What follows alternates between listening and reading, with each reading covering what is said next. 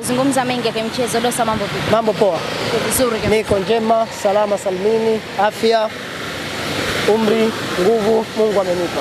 Mara mwisho tulikuwa tunazungumza kuelekea mechi za ligi ya mabingwa barani Afrika, tukizungumza Young Africans pamoja na Simba kwa ujumla. Mchezo wa Simba ambao tulisema ulikuwa wa awali kabisa, ulizungumza na kusema huo mchezo tena kurejesha kitu kama Simba watashinda, licha ya kwamba tayari wameondoshwa kwenye michuano ya ligi ya mabingwa barani Afrika. Dosa, ulishuhudia mchezo aina gani kwa upande wa Simba na sare wakiwa ugenini tena pungufu? Ni mchezo mzuri, mchezo wenye matumaini, mchezo wenye kutengeneza hali ya umoja ndani ya klabu yao. Binafsi sikutarajia, binafsi sikuamini, lakini naamini moja ya mechi ambayo imekwenda kurudisha matumaini ya Simba Sports Club ni mechi ya juzi.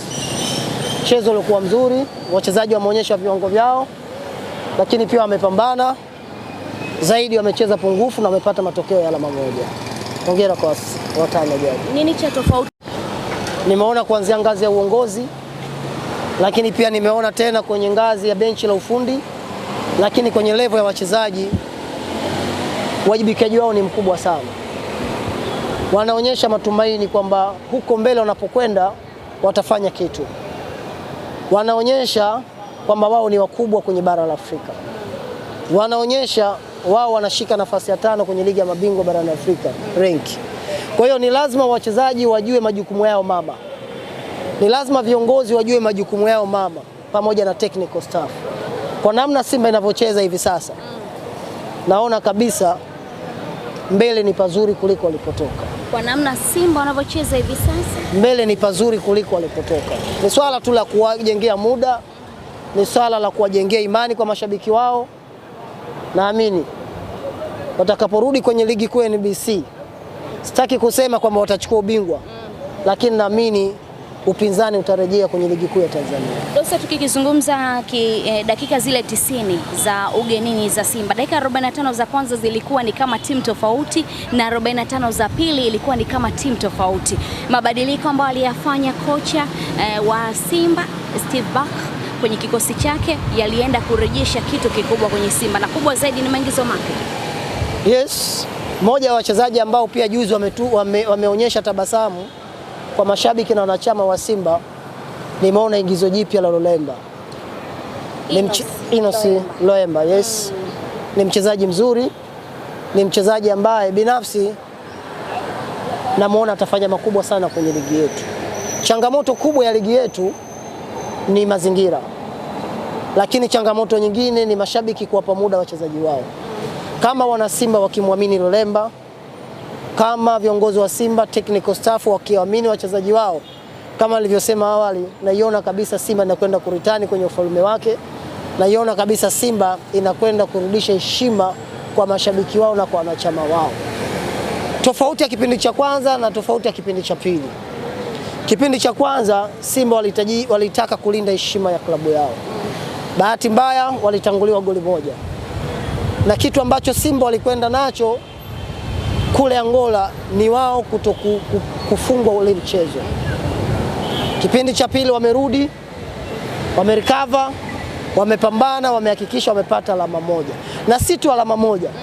Wakumbusha watazamaji wako, Simba kapata alama moja hali ya kuwa yupo pungufu.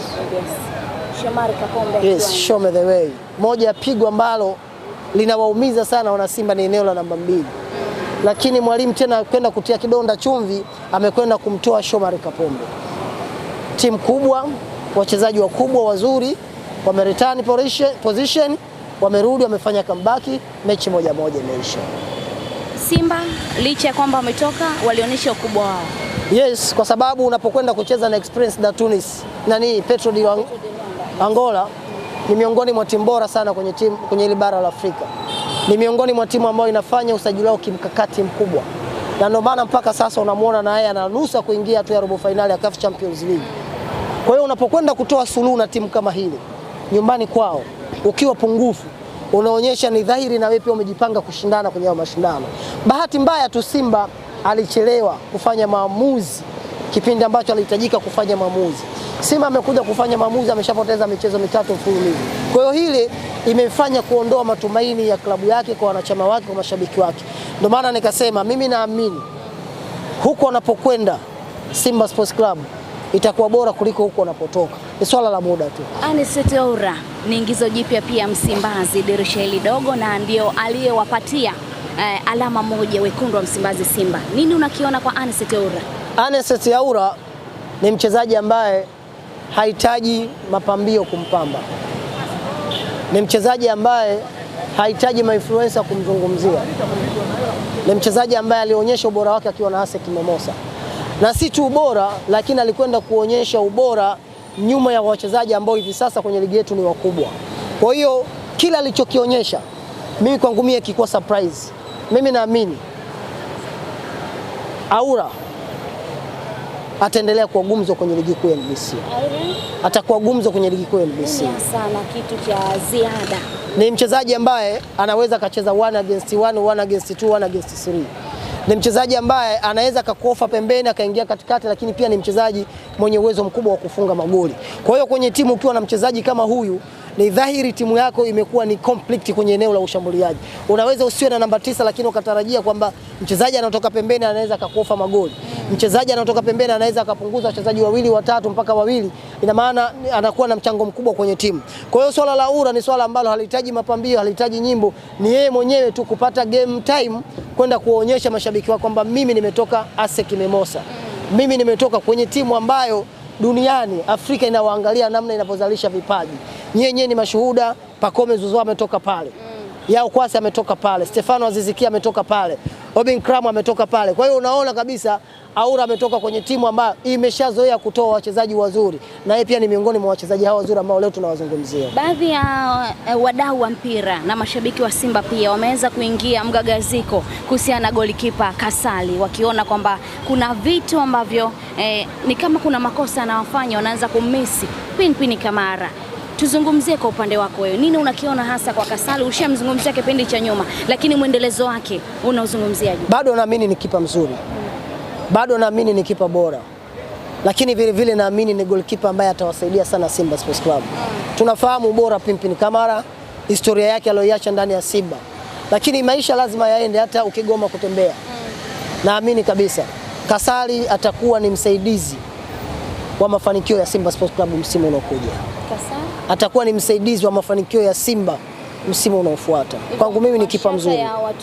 Ya baadhi ya watu. Football imegawanyika kwa wanaojua na wasiojua. Football imegawanyika wanaosema kweli na wasema kweli, wanaoamini na wasioamini. Kwa hiyo kama itakuwa kuna mtu hamuamini Kasali, hayo ni maoni yake. Lakini kwa mtu mwenye kujua mpira, kwa mtu mwenye jicho la kimpira, anaona kabisa Kasali miongoni mwa kipa ambao wamekuja kutoa chachu ama changamoto kwenye ligi kuu ya NBC. Ndio maana mwanzo nikasema ni swala la muda. Lakini ukiangalia baadhi ya signing ambazo zimefanywa na uongozi wa Simba, wanachama wa Simba wanapaswa kushukuru uongozi wao. Wanachama wa Simba wanapaswa kuwashukuru wawekezaji wao kina Mo Dewji. Kwa hiyo kama kuna mtu haamini, mimi naamini siku ya mwisho wataamini kwamba Kasali ni goalkeeper mzuri. Yes. Dosa, tukitoka hapo kwa upande wa Simba, tunarejea kwenu Young Africans. Wanasema calculator zimeanza kutumika na zimeanza kuwa adimu sana hata madukani. Dosa, ulizungumza ukasema kwamba mnahitaji ushindi mkiwa ugenini, lakini mambo yamekuwa tofauti, mkachezea kichapo. Sasa hivi calculator ndio inatumika, mje mshinde nyumbani, lakini muombe dua mbaya pia mpinzani wenu. Tumepoteza mchezo. Tumesalia na mchezo mmoja. Lakini wakati nakwambia tutapokuwa tunapoteza mchezo Morocco, itakuwa ni furaha kwa upande wa pili. Yes. Wakati tunapoteza mchezo Morocco, tutajenga ushirikiano mzuri wa wanachama na mashabiki wa Simba kwenye timu yao. Leo baadhi ya mashabiki wa Simba, wanachama wa Simba, wamesahau mambo yote waliopitia siku mbili nyuma. Wanaamini kwamba Yanga ni sahihi kufungwa kule Morocco. Yes, tumefungwa na timu nzuri, timu kubwa, na tumefungwa kwenye nchi ya kimpira, lakini bado hatujapoteza matumaini. Bado tunaamini kama tukiwekeza nguvu zaidi tutakwenda robo finali. Mtanange mara kwa mara nakwambia, unapocheza mashindano ya CAF Champions League inahitaji wachezaji wenye maamuzi ya dakika moja. Unapokwenda kucheza mashindano ya CAF Champions League usitarajie kwamba unaweza ukatengeneza nafasi 3 alafu ukapata nyingine 3.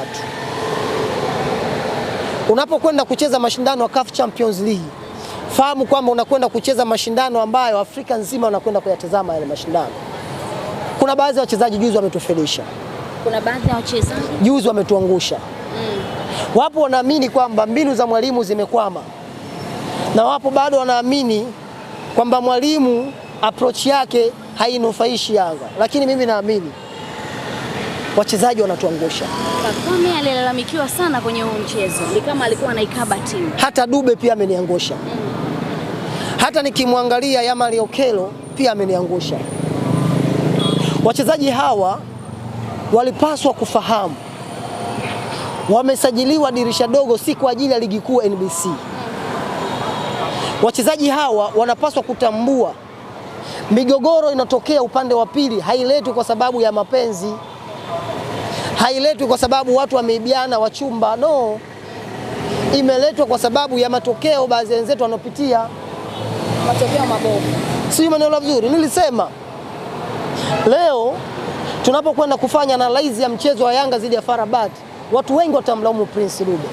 Na ni dhahiri lazima tumlaumu kwa sababu amekwenda kukosa nafasi ambayo sisi tunasema ni golden chance, nafasi ya dhahabu. Nipo mtu mmoja nimemsikia anasema moja mchezaji ambaye mimi sipaswi kumuona ndani ya Yanga ni Dube. Unaungana naye? Natamani kusema hivyo. Unatamani kusema hivyo? Dube ni mchezaji ambaye mara kwa mara anaonekana kwenye movement za kukosa magoli. Dube. Kwa ni lazima wakati mwingine akubali kulaumiwa. Ni lazima wakati mwingine akae ajitafakari, kwa nini mimi niko Yanga? Leo tukishindwa kwenda kucheza robo finali ya CAF Champions League, tutalaumu wachezaji. Ni ngumu kwa mwanachama wa Simba, mwanachama wa Yanga kwenda hadharani kuwalaumu viongozi ikiwa timu ameitengeneza vizuri, wachezaji wameshindwa kutupeleka. Alafu wakati mwingine Dube, nikimwangalia Dube, yani namuona kama vile mchezaji mchawi. Kama mchezaji mchawi. Ukiwa na maana gani? Yaani yeye akiwepo uwanjani nafasi zinatengenezwa sana, lakini akiwepo Depu nafasi hazitengenezwi. Usicheke. Dube anazivuta nafasi. Usicheke. Lakini kuzitumia ni swala ambalo leo wana Yanga tunaishi kwa hofu. Je, tutavuka au tuvuki? Na lazima tufanye kazi. Yaani mtu asitoke tu hadharani kusema tunavuka. Yes, tunavuka. Lakini ile lazima tuwe na mikakati. Ni lazima utueleze tunavukaje. Kwa sababu ili sisi tuvuke ni lazima FAR Rabat kule apoteze mchezo. Lazima sisi tushinde. Tunashindaje? Kesho haja kujiuliza.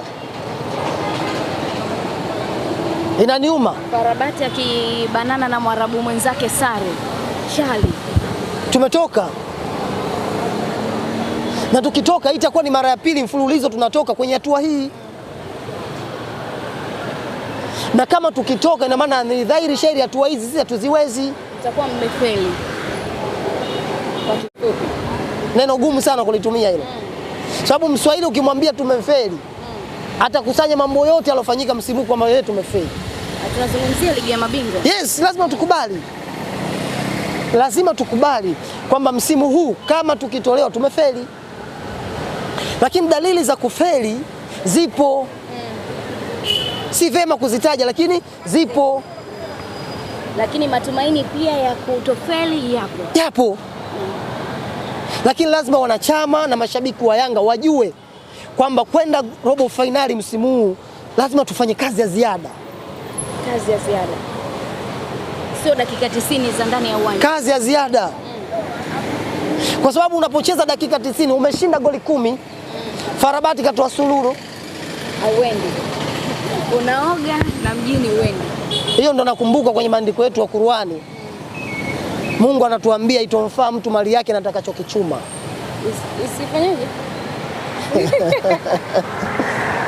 Yaani haitokufaa mali yako na utakachokichuma. Ikiwa na maana gani? Si umekusanya mambo mengi ya kifahari, lakini kesho mbele haitokusaidia. Mungu asijalie asije akatupata sisi. Upande wa pili itakuwa ni furaha. Yaani kama tukishindwa kwenda robo finali, Simba wao itakuwa wamefuzu. Kama mkishindwa kwenda robo finali, Simba wao itakuwa wamefuzu. kwa sababu lengo la Simba, mashabiki wa Simba, wanachama wa Simba, ni kuona sisi kama wana Yanga tunashindwa kuvuka hii hatua. Kwa hiyo itakuwa ndio wao wamefuzu, wao wamefanikiwa. Sababu kufanikiwa ni kule kukiombea kitu unachokitaka ukakipata. Lakini lazima wachezaji wa Yanga wajue kwamba sisi kama mashabiki wao tunaumia tukikosa kwenda robo finali. Hatutakuwa na uwezo wa kuwafanya, lakini tunapopata nafasi ya kuwasilisha maoni lazima wayapokee. Sawa? Na wasituchukulie tofauti. Leo itakuwa ni mara ya pili tunashindwa kwenda robo finali tena kwenye ardhi ya nyumbani. Nini kimetukwamisha kama sio wachezaji? Ama mbinu za kocha. Wapo ambao pia wana kocha unamlaumu vipi? Wakati Prince Dube yeye na kipa anatoa nje. Mechi tunacheza na National kule nani Zanzibar. Max Nzengeli anapiga kichwa kama msuva nje. Mechi tunacheza kule Morocco nani Misri. Kina Ukela unatoa nje. Utamlaumu kocha? Ni lazima wachezaji wakubali kulaumiwa kwenye hili. Ni lazima wachezaji wawe ni wahanga tukishindwa kwenda kucheza robo finali, na tutawasema. Leo hii baadhi ya wanachama wa timu fulani kila wakituona wanatolea simu, wanatokea calculator zao. Na wanasema dukani sasa hivi zimekuwa adimu. Wao wanasema lazima ziwe adimu. Mambo yamekuwa mengi. Mungu ajalie tuvuke. Mungu ajalie tuvuke. Asante boss. Asante.